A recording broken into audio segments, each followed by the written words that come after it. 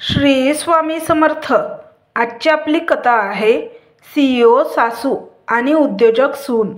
वंदना देशमुख नाव ऐकले की व्यवसाय जगतातला एक आदरयुक्त चेहरा डोळ्यासमोर उभा राहतो। 50शीतली ही स्त्री देशातील सर्वात मोठ्या FMCG कंपनीची CEO आहे। तिच्या चेहऱ्यावर नेहमी गंभीरपणा असतो, पण तिच्या डोळ्यात असते ती आत्मविश्वासाची झळाळी। वंदनाने आयुष्यात अनेक चढउतार पाहिले होते। लहान शहरातली सामान्य मुलगी ते महानगरातील टॉप CEO असा तिचा प्रवास सोपा नव्हता। मेहनत, शिस्त आणि योग्य वेळी योग्य निर्णय घेण्याची क्षमता हाच तिचा मंत्र। वंदनाचा मुलगा अमेय, त्याचं नुकतंच लग्न झालं होतं। त्याची पत्नी शर्वरी ताज्या वाऱ्यासारखी उत्साही, हसतमुख आणि आधुनिक विचारांची मुलगी। शर्वरीला तंत्रज्ञानाची विलक्षण आवड। कॉलेजमध्ये शिकत असताना तिने काही ॲप्सवर प्रयोग केले होते आणि स्टार्टअप वर्ल्डमध्ये तिची खूप उत्सुकता होती। लग्नानंतर तिला स्वतःचा व्यवसाय उभा करायचा होता, पण घरात एक दरी होती, सासू वंदना आणि सून शर्वरी यांच्या विचारांमध्ये। एक सकाळ वंदना डायनिंग टेबलावर बसून वृत्तपत्र वाचत होती। बिझनेस पानावर ती लाल पेनने अधोरेखित करत होती। नव्या स्पर्धकाने मार्केट शेअर वाढवला, स्टार्टअपला फंडिंग मिळाले, ई-कॉमर्सचे नवे ट्रेंड्स। तिला प्रत्येक गोष्ट काटेकोरपणे समजून घ्यायची सवय होती। इतक्यात शर्वरी स्वयंपाकघरातून कॉफी घेऊन आली। सासूबाई, तुम्ही बातम्या वाचता आहात? तिने सहज विचारलं। बातम्या नाही, बिझनेस रिपोर्ट वाचते आहे। प्रत्येक आकडा महत्त्वाचा असतो, वंदनाने गंभीरपणे उत्तर दिलं। शर्वरीने थोडं हसत कॉफी पुढे केली। तुम्हाला माहीत आहे का, आता इंस्टाग्रामवर प्रोडक्ट लॉन्च केलं तरी हजारो लोकांपर्यंत पोहोचता येतं। मला वाटतं आपल्याला अशा प्लॅटफॉर्मचा जास्त वापर करायला हवा। वंदनाने भुवया उंचावल्या। बाजार मिळवायचा असेल तर जाहिराती, वितरण नेटवर्क, सप्लाय चेन हे सगळं मजबूत हवं। केवळ सोशल मीडियावरून कंपनी चालत नाही शर्वरी, पण लोक आता TV जाहिरातीपेक्षा मोबाईलवर जास्त वेळ घालवतात, तिथेच ग्राहक आहेत, शर्वरीने ठामपणे सांगितलं। वातावरणात हलकीशी तणावाची रेष उमटली। त्या दिवशी दुपारी शर्वरी आपल्या खोलीत बसून लॅपटॉपवर काही डिझाईन्स करत होती। तिने एका ई-कॉमर्स स्टार्टअपसाठी बिझनेस प्लॅन तयार करण्याचा प्रयत्न केला होता। तिचा विचार होता हँडमेड स्थानिक उत्पादने ऑनलाईन विकायची। तिला विश्वास होता की हा बाजार वाढेल, पण ती जेव्हा अमेयला सांगायला गेली तेव्हा अमेयने हसत म्हटलं, शर्वरी, तुझी आयडिया भारी आहे, पण आईला हे सांगू नकोस। तिला वाटेल तू अनुभवाशिवाय उगाच मोठं स्वप्न बघतेयस। शर्वरीला थोडं मनाला लागलं, पण काहीतरी नवीन करून पाहिल्याशिवाय अनुभव कुठून येणार? अमेयने खांदे उडवले। तू आईला पटवू शकलीस तर मला पण विश्वास बसेल। काही दिवसांनी कुटुंबाच्या एका मेळाव्यात वंदना आणि शर्वरी समोरासमोर आल्या। चर्चा चालली होती, आजच्या पिढीला व्यवसायात किती संधी आहेत? कुणीतरी शर्वरीला विचारलं, तुला काय करायचं आहे पुढे? शर्वरीने न घाबरता उत्तर दिलं, मला स्वतःचा स्टार्टअप सुरू करायचा आहे। छोटा असला तरी स्वतःचा ब्रँड तयार करायचा आहे। सगळ्यांनी कौतुकाने पाहिलं, पण वंदनाने गंभीर स्वरात विचारलं, स्टार्टअप किती कॅपिटल लागेल? काय स्ट्रॅटर्जी आहे? रिस्क कशी हाताळशील? केवळ उत्साहावर व्यवसाय चालत नाही शर्वरी। शर्वरीने त्यांच्या डोळ्यात डोळे घालून उत्तर दिलं, मला माहितीये रिस्क आहे, पण तुम्ही जेव्हा पहिल्यांदा सुरुवात केली तेव्हा तुमच्याकडे सगळं ज्ञान होतं का? तुम्ही पण चुका केल्या असतील ना? वंदना काही क्षण गप्प बसली। सगळ्यांच्या नजरा तिच्याकडे होत्या। शेवटी तिने हळूहळू उत्तर दिलं, हो केल्या, पण प्रत्येक चुकीतून शिकले। फरक एवढाच की मी प्रत्येक पाऊल सावधगिरीने टाकलं। त्या क्षणी दोघींमध्ये एक न बोललेला संघर्ष निर्माण झाला। एकीकडे वंदना अनुभव, शिस्त आणि परंपरागत बिझनेस स्ट्रॅटर्जीवर विश्वास ठेवणारी. दुसरीकडे शर्वरी उत्साह, धाडस आणि नवीन तंत्रज्ञानावर श्रद्धा ठेवणारी. त्या रात्री वंदना आपल्या स्टडीमध्ये बसून जुन्या फाईल्स चाळत होती. तिला शर्वरीचे शब्द आठवत होते. तुम्ही पण चुका केल्या असतील ना? तिच्या मनात कबुली द्यायची इच्छा होती की हो, तिने तरुणपणी धाडस केले होते. अपयश आलं होतं, पण तिचा अहंकार तिला कबूल करू देत नव्हता. दुसऱ्या बाजूला शर्वरी पलंगावर पडून विचार करत होती. सासूबाई मान्य का करत नाहीत की नवीन पद्धतीही उपयोगी पडू शकतात? त्यांचं अनुभवाचं शहाणपण मान्य आहे, पण आम्हालाही संधी मिळायला हवी. ही होती संघर्षाची सुरुवात. 2 पिढ्या, 2 विचारधारा आणि 2 वेगवेगळे दृष्टिकोन. घरातल्या 4 भिंतीतून उभा राहिलेला हा वाद पुढे व्यवसाय विश्वात एक मोठा प्रवास घडवणार होता. वंदना आणि शर्वरी दोघींनाही अजून ठाऊक नव्हतं की हाच संघर्ष त्यांच्या नात्याला नवी दिशा देणार आहे आणि अनुभव व नवकल्पना याचा संगम घडणार आहे. वंदना आणि शर्वरी यांच्या मनातील संघर्ष वाढतच चालला होता, पण वरवर दोघीही शांतपणे एकमेकींशी वागत होत्या. पण आतून प्रत्येकाला आपला मुद्दा पटवायचा होता. एक सकाळ वंदना ऑफिससाठी निघण्याच्या तयारीत होती. नेहमीप्रमाणे तिच्या हातात लेदरचं ब्रीफकेस, व्यवस्थित इस्त्री केलेला साडीचा पल्ला आणि चेहऱ्यावर गंभीर भाव. शर्वरीने तिला दरवाजापर्यंत सोडलं. सासूबाई, मला तुमच्याशी थोडं बोलायचं आहे. शर्वरीने संकोचात सुरुवात केली. वंदनाने घड्याळ पाहिलं. आता उशीर होतोय. संध्याकाळी येते तेव्हा बोलू. हो, शर्वरी म्हणाली, पण तिच्या चेहऱ्यावर निराशा स्पष्ट दिसत होती. संध्याकाळी वंदना घरी आली तेव्हा शर्वरीने तिला लॅपटॉप दाखवत म्हटलं, हा माझा बिझनेस प्लॅन आहे. छोटासा प्रोडक्ट रेंज घेऊन सुरुवात करायची आहे. हँडमेड कॅन्डल्स आणि होम डेकोर आयटम्स. मी त्यांना ऑनलाईन विकू शकते. वंदनाने लॅपटॉपकडे पाहिलं. आकडे, charts, social media, marketing strategy सर्व काही उत्साहात तयार केल्याचं जाणवत होतं. ही फक्त कल्पना आहे. मार्केट रिसर्च कुठे आहे? ग्राहकांचं वर्तन, स्पर्धकांची माहिती, उत्पादन खर्च, नफा मार्जिन कुठे आहे ही माहिती. वंदनाचा आवाज कठोर झाला. शर्वरीने थोडा वेळ घेतला. मी अजून रिसर्च करते आहे, पण तुम्ही मला गाईड केलं तर मी अधिक नीट करू शकते. वंदनाने दीर्घ श्वास घेतला. शर्वरी, व्यवसाय म्हणजे फक्त क्रिएटिव्ह आयडिया नाही. आकडे आणि धोरणं महत्त्वाची असतात. मी तुला शिकवते, पण एक अट आहे. जेव्हा मी सांगते तेव्हा नुसतं ऐकायचं नाही, करून दाखवायचं. शर्वरीच्या डोळ्यात चमक आली. मी तयार आहे. पुढचे काही दिवस म्हणजे खरी कसोटी होती. पहिला धडा, मार्केट रिसर्च. वंदनाने शर्वरीला एका जुन्या नोटबुकमध्ये प्रश्न लिहून दिले. तुझे ग्राहक कोण? ते कुठे राहतात? त्यांना काय हवंय? ते किती पैसे खर्च करायला तयार आहेत? शर्वरीने लॅपटॉप उघडून ऑनलाईन सर्वे बनवला. तिने फेसबुक, इंस्टाग्रामवर लोकांना विचारलं, तुम्हाला हँडमेड डेकोर आयटम्स खरेदी करायला आवडतील का? काहीशा खेळकर पद्धतीने तिने प्रश्न विचारले आणि अपेक्षेपेक्षा जास्त प्रतिसाद आला. शेकडो लोकांनी उत्तरं दिली. शर्वरी आनंदाने वंदनाला दाखवायला गेली. बघा सासूबाई, किती लोकांना यात रस आहे. वंदनाने उत्तर वाचले. हे चांगलं आहे, पण लक्षात ठेव, सोशल मीडियावर हो म्हणणं सोपं आहे, पण प्रत्यक्षात पैसे खर्च करणं कठीण असतं.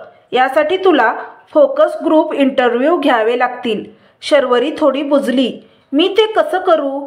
मी तुला शिकवते. उद्या ऑफिसमध्ये माझ्या रिसर्च टीमला भेट. दुसऱ्या दिवशी शर्वरी वंदनाच्या ऑफिसमध्ये गेली. कॉर्पोरेट जगाचं ते वातावरण तिच्यासाठी नवीन होतं. कडक ड्रेस कोड, व्यवस्थित मीटिंग रूम्स आणि लोकांचा गंभीरपणा. वंदनाने तिला रिसर्च टीमशी ओळख करून दिली. ही माझी सून आहे, शर्वरी. हिला छोट्या व्यवसायासाठी रिसर्च करायचा आहे. वंदनाने ओळख करून दिलं. टीमने तिला प्रश्न विचारले, तुझा टार्गेट ऑडियन्स कोणता? प्रोडक्ट कसा वेगळा आहे? शर्वरी सुरुवातीला गोंधळली, पण वंदनाने तिला धीर दिला. बोल, चुका झाल्या तरी चालतील. त्या दिवसानंतर शर्वरीला समजलं, आयडिया असणं एक गोष्ट, पण ती योग्य पद्धतीने मांडणं ही दुसरी गोष्ट. तिसरा धडा, फायनान्शियल बेसिक्स. वंदनाने शर्वरीला समजावलं की प्रत्येक रुपया कुठे खर्च होतो हे कळायला हवं. कच्चा माल, पॅकेजिंग, डिलिव्हरी चार्जेस सगळ्यांचा हिशोब ठेवला नाही तर नफा फक्त कागदावरच दिसतो. शर्वरीला आकडे फारसे आवडत नव्हते. ती नेहमी म्हणायची, माझं काम म्हणजे क्रिएटिव्ह आयडिया आणि डिझाईन्स. वंदना हसली. व्यवसायात आकडे आवडोत की न आवडोत ते समजून घ्यावेच लागतात.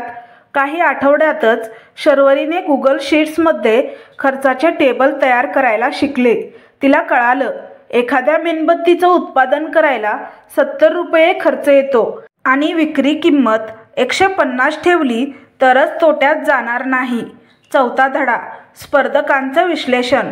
वंदनाने शर्वरीला शहरातील काही हँडमेड प्रोडक्ट स्टोअर्सना भेट द्यायला सांगितलं. शर्वरीने नोट्स काढल्या, त्यांच्या किंमती, ग्राहकांना ते कसे अप्रोच करतात, प्रोडक्ट पॅकेजिंग. परत आल्यावर तिने वंदनाला सांगितलं, त्यांचं पॅकेजिंग खूप प्रोफेशनल दिसतं. माझं साधं वाटेल. मला काहीतरी क्रिएटिव्ह करायला हवं. वंदनाने मान हलवली. स्पर्धकाकडून शिकायचं, पण त्यांची नक्कल करायची नाही. तुझा ब्रँड वेगळा दिसायला हवा. पाचवा धडा, धैर्य आणि शिस्त. एकदा शर्वरीने उत्साहात मोठ्या प्रमाणावर ऑर्डर द्यायचं ठरवलं, पण वंदनाने तिला थांबवलं. अजून व्यवसायाची पायाभरणी झाली नाही. एकदम मोठं पाऊल टाकलं तर नुकसान होईल. छोट्या छोट्या बॅचेसमध्ये टेस्ट कर. शर्वरीला हे मान्य नव्हतं. तिला वाटत होतं, मोठा रिस्क घेतल्याशिवाय मोठं यश मिळत नाही. पण तिने वंदनाचं ऐकलं. काही दिवसांनी जेव्हा पहिल्या छोट्या बॅचची विक्री झाली आणि ग्राहकांनी खूप कौतुक केलं, तेव्हा तिला कळालं, सासूबाई बरोबर होत्या.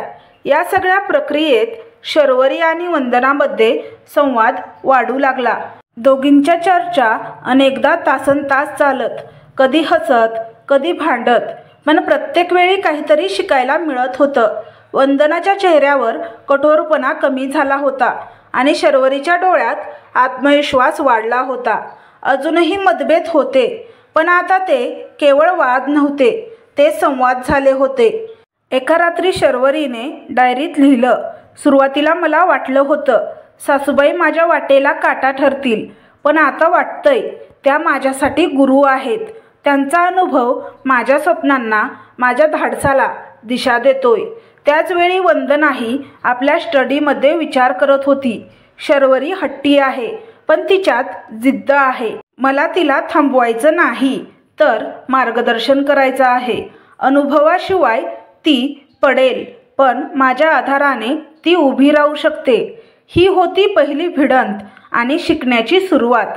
अजून खूप अंतर बाकी होतं, पण आता पाऊल पुढे टाकलं होतं. संघर्षातून सहकार्याची बीजं रोवली गेली होती आणि आता त्या दोघींचं भागीदारीतलं खरं सामर्थ्य उलगडणार होतं.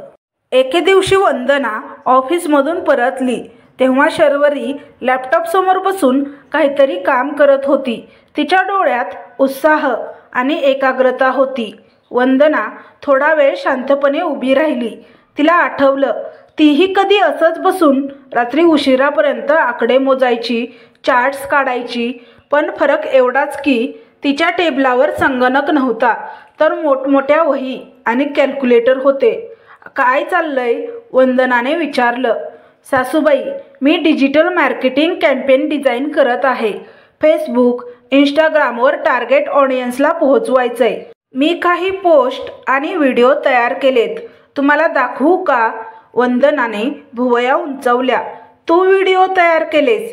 शर्वरीने हसत मान डोलावली. हो, आजकाल लोक वाचायला कमी वेळ देतात, पण व्हिडिओ पटकन पाहतात.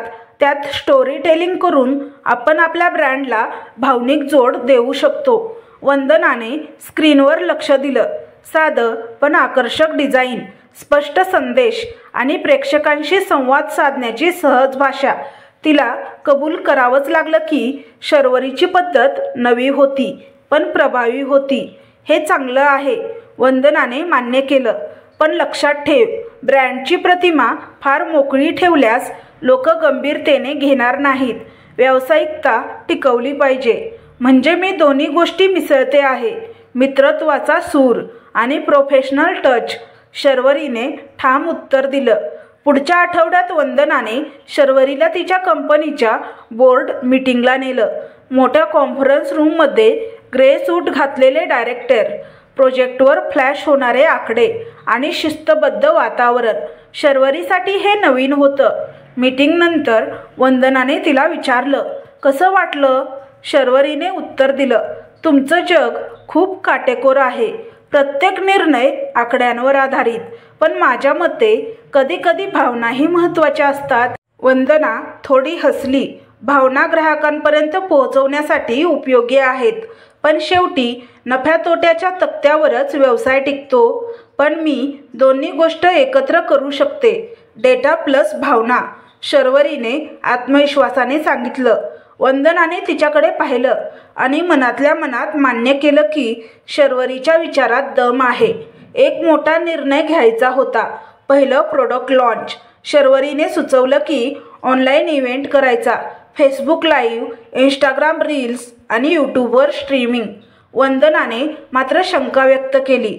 पारंपरिक लॉन्च इव्हेंट्समध्ये मीडिया, इन्व्हेस्टर आणि मोठे ग्राहक येतात, त्यात औपचारिकता असते. ऑनलाईन लॉन्च लोक गंभीरतेने घेतील का? शर्वरीने आत्मविश्वासाने सांगितलं, आजकाल ब्रँड्स इंस्टाग्रामवरच लॉन्च होतात आणि लोकांना ते जास्त जवळचं वाटतं. मला खात्री आहे की हे चालेल. शेवटी तडजोड झाली दोन्ही पद्धती वापरण्याची.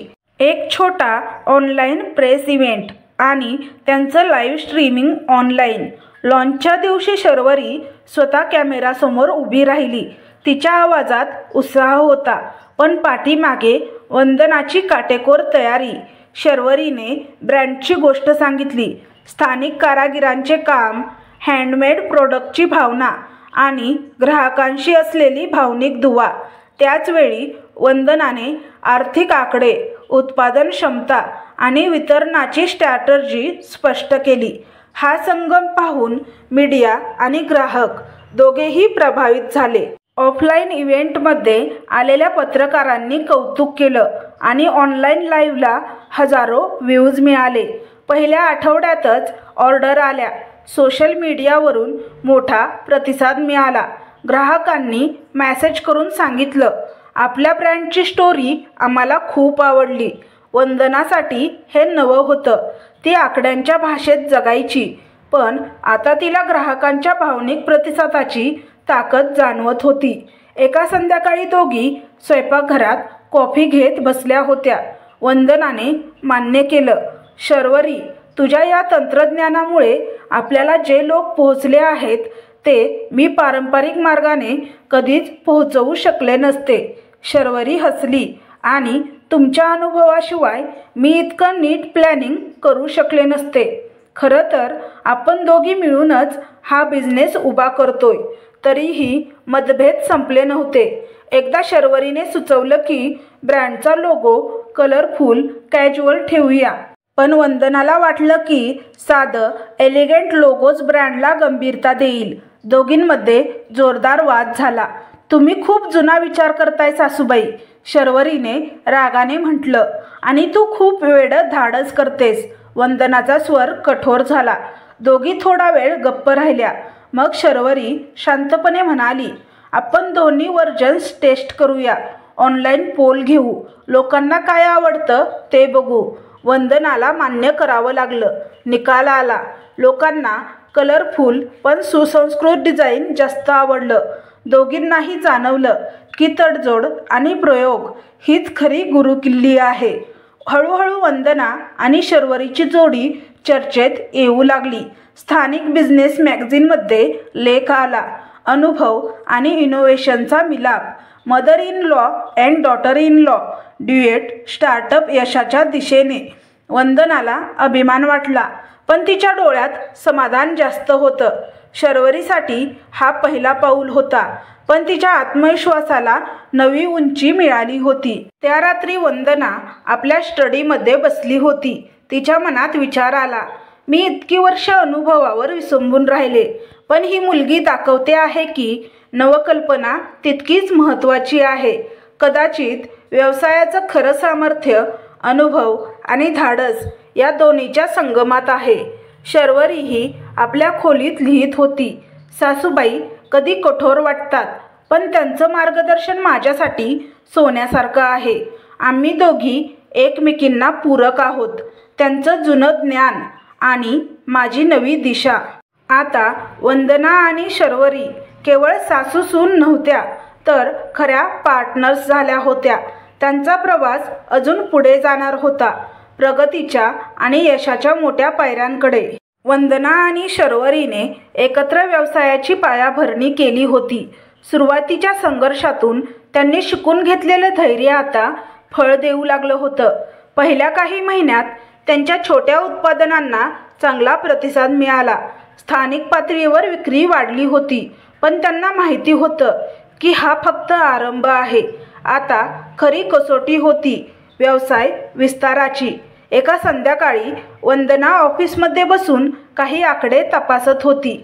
शर्वरीने तिच्यासमोर एक प्रेझेंटेशन ठेवलं. सासूबाई, हा आपला पुढचा टप्पा आहे. आपल्याला गुंतवणूकदारांना भेटायचं आहे, त्यांना आपली वाढ दाखवायची आहे. वंदनाने कागदावरून नजर फिरवली. शर्वरी, हे खूप महत्त्वाचं पाऊल आहे. गुंतवणूकदार फक्त आयडिया बघत नाहीत, ते आकडे बघतात, शिस्त बघतात. शर्वरी हसली. म्हणूनच मी डेटा तयार केला आहे. मार्केट ॲनालिसिस, ग्राहकांचा फीडबॅक, सेल्स ग्राफ्स सगळं दाखवलंय. तुम्ही फायनान्शियल प्लॅनिंगचा भाग सांभाळा. वंदनाच्या चेहऱ्यावर समाधान आलं. दोघींच्या जबाबदाऱ्या वेगळ्या होत्या, पण एकमेकांना पूरक होत्या. गुंतवणूकदारांच्या मीटिंगचा दिवस आला. मोठ्या कॉन्फरन्स हॉलमध्ये नामांकित बिझनेस टायकून बसले होते. शर्वरीने आत्मविश्वासाने प्रेझेंटेशन सुरू केलं. तिच्या डिजिटल ग्राफ्स आणि तंत्रज्ञानाची भाषा तरुण गुंतवणूकदारांना लगेच भावली. मग वंदनाने अनुभवाच्या जोरावर धोरणात्मक प्रश्नांची उत्तरे दिली. जोखीम व्यवस्थापन, भविष्यातील संधी आणि कॉम्पिटिशनला तोंड देणारे मार्ग. मीटिंग संपल्यावर एका मोठ्या गुंतवणूकदाराने हात पुढे केला. तुमचा बिझनेस मॉडेल वेगळा आहे. अनुभव आणि नवकल्पना एकत्र दिसतात. आम्ही गुंतवणूक करायला तयार आहोत. त्या क्षणी दोघींनाही जाणवलं, त्यांचा प्रवास योग्य दिशेने चाललाय. गुंतवणूक मिळाल्यानंतर व्यवसाय वेगाने वाढू लागला. त्यांनी अधिक कारागिरांना काम दिलं. उत्पादनाची क्षमता वाढली. नवीन टेक्नॉलॉजी वापरून शर्वरीने सप्लाय चेन डिजिटल केली. वंदनाने प्रत्येक व्यवहार काटेकोरपणे तपासला. सोशल मीडियावर #लोकल टू ग्लोबल या कॅम्पेनला जबरदस्त प्रतिसाद मिळाला. तरुण ग्राहकांपासून ते व्यावसायिकापर्यंत सर्वांनी या ब्रँडबद्दल बोलायला सुरुवात केली. बातम्या आणि मॅगझिनमध्ये हेडलाईन येऊ लागल्या. सासूसून जोडीचा व्यावसायिक चमत्कार. एकदा एका पुरस्कार सोहळ्यात शर्वरीला बेस्ट यंग एंटरप्रेन्योर हा पुरस्कार मिळाला. ती स्टेजवर गेली आणि म्हणाली, हा पुरस्कार फक्त माझा नाही, माझ्या सासूबाईंचाही आहे. कारण त्यांनी मला केवळ मार्गदर्शनच केलं नाही, तर माझ्यावर विश्वास ठेवला. स्टेज खालून वंदना टाळ्या वाजवत होती. तिच्या डोळ्यात अभिमान होता. यश आलं, पण त्याच्यासोबत आव्हानंही आली. मोठ्या कंपन्यांनी त्यांच्या उत्पादनाच्या कॉपीज बनवून बाजारात टाकल्या. शर्वरी चिंतेत पडली. सासूबाई, ते आपल्या कल्पना चोरत आहेत. ग्राहक गोंधळून जाऊ शकतात.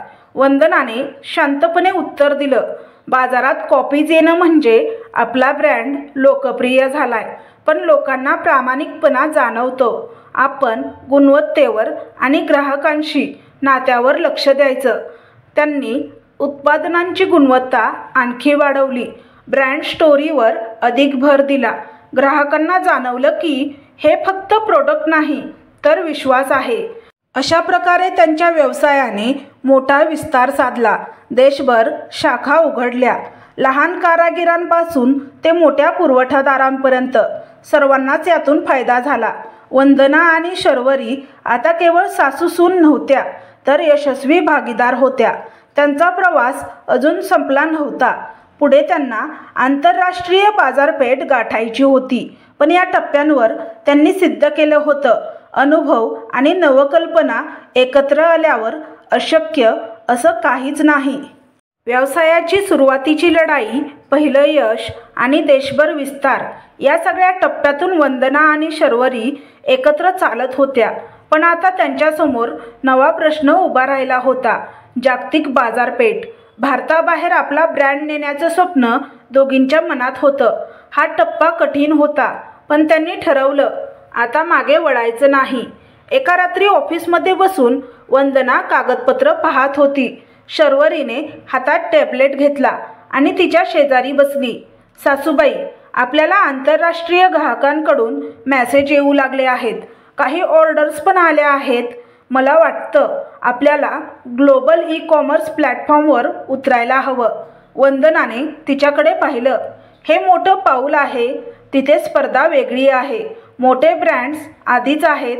शर्वरी हसली. पण आपली ताकद, आपली कहाणी आहे. लोकांना फक्त प्रोडक्ट नकोय, त्यांना अनुभव हवा आहे. आणि आपल्या हँडमेड, स्थानिक, सस्टेनेबल उत्पादनाची ही गोष्ट जगभर पोहोचवू शकतो. वंदनाने थोडा विचार केला.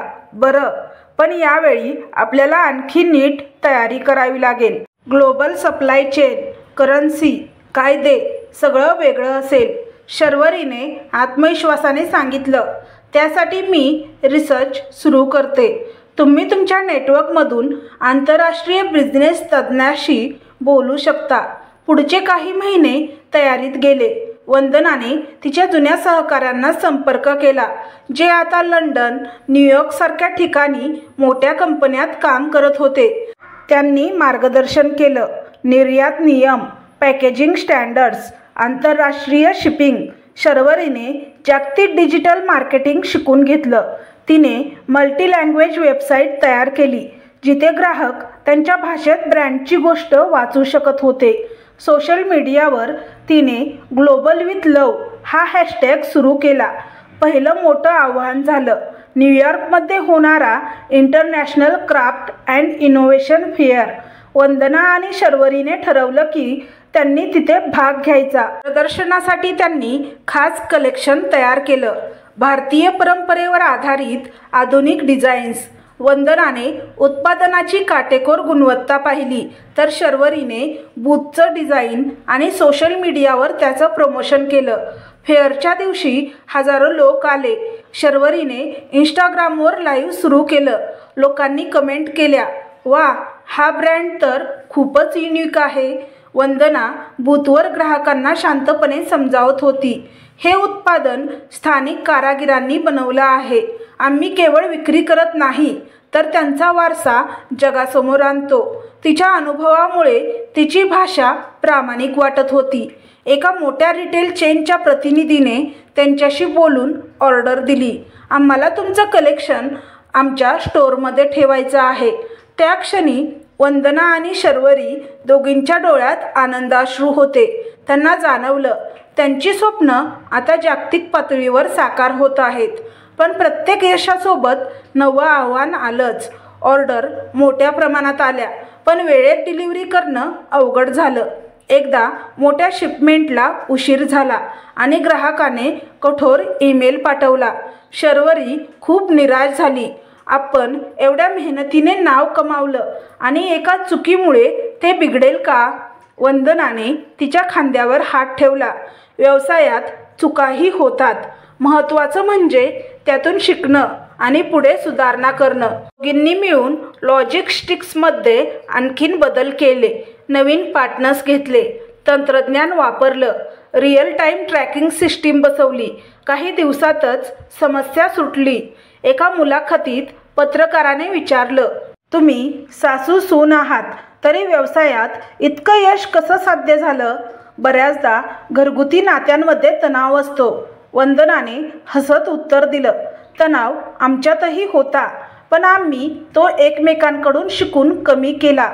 मी शर्वरीकडून नवं धाडस शिकले आणि तिने माझ्याकडून शिस्त. शर्वरी म्हणाली, आमचं सूत्र सोपं आहे. अनुभव प्लस नवकल्पना म्हणजे यश. हळूहळू त्यांचा ब्रँड जागतिक पातळीवर लोकप्रिय झाला. अमेरिकेत, युरोपमध्ये, ऑस्ट्रेलियात त्यांच्या उत्पादनांची मागणी वाढली. सोशल मीडियावर हजारो लोक त्यांच्या कॅम्पेनमध्ये सहभागी झाले. एका दिवशी वंदना आणि शर्वरी मुंबईतील एका शाळेत गेल्या. तिथे त्यांनी विद्यार्थ्यांशी संवाद साधला. एका मुलीने विचारलं, मॅडम, मी मोठी होऊन उद्योजक बनायचं स्वप्न पाहते, पण मला भीती वाटते. मी जमवेन का? शर्वरीने हसून उत्तर दिलं, भीती वाटणं स्वाभाविक आहे, पण तुमच्याकडे आयडिया असेल तर धाडस करा आणि तुमच्या आयुष्यातील वडीलधाऱ्यांकडून मार्गदर्शन घ्या. वंदना म्हणाली, अनुभव आणि नवकल्पना दोन्ही महत्त्वाची आहेत. पिढ्यांमध्ये दरी निर्माण करण्याऐवजी पूल बांधा, तेव्हाच यश मिळतं. विद्यार्थी टाळ्या वाजवू लागले. त्या रात्री ऑफिसच्या टेरेसवर दोघी बसल्या होत्या. शहराच्या दिव्यांचा प्रकाश त्यांच्या चेहऱ्यावर पडत होता.